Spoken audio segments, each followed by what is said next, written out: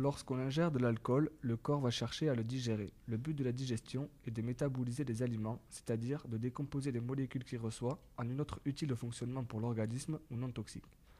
L'alcool se trouve d'abord directement dans l'estomac et ensuite dans les intestins.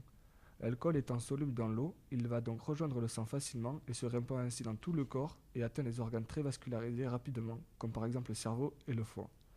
L'alcool est éliminé à 95% par le foie et les 5 autres pourcents sont éliminés par la peau avec la sueur, par les poumons avec la respiration et par les reins avec les urines.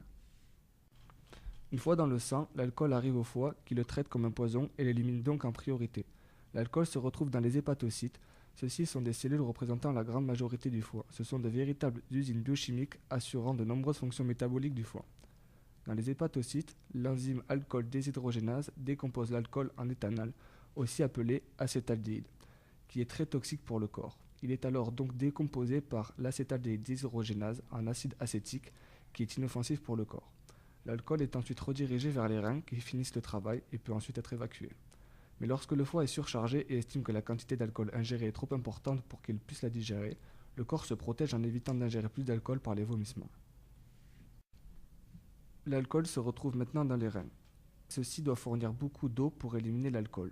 Or, l'alcool est naturellement diurétique, du fait qu'il empêche la sécrétion de la vasopressine, qui est une hormone sécrétée dans le cerveau par la glande pituitaire, qui est une hormone antidiurétique. De ce fait, l'alcool donne envie d'uriner, ce qui a pour conséquence d'assécher le corps. Mais les reins ont toujours besoin d'eau pour pouvoir éliminer l'alcool. Le corps va donc puiser de l'eau dans certains organes comme le cerveau. Ceci entraîne donc une diminution de sa taille ainsi que la membrane rigide qui sépare le cerveau et le crâne. Donc ces cellules asséchées se contractent et provoquent des maux de tête.